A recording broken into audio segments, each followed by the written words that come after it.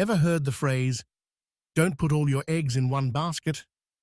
That's basically the idea behind index funds and ETFs. Let's break it down. An index fund is like a big basket that holds tiny pieces of lots of different companies. Instead of trying to pick individual stocks, you buy a slice of the whole market, like the S&P 500, which tracks 500 of the biggest companies in the US.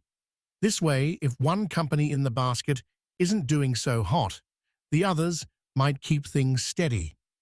It's a low-maintenance way to invest and generally costs less than actively managed funds because there's no stock-picking wizard behind the scenes. The goal? To match the performance of the index, it's tracking.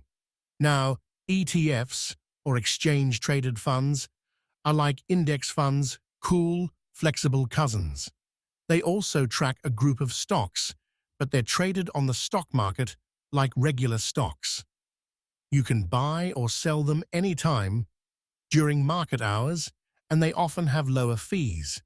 Plus, they come in all flavors: stocks, bonds, commodities, you name it. Some even focus on specific industries or themes like green energy or tech. In short, both index funds and ETFs are fantastic ways to diversify your investments without needing to be a stock-picking genius.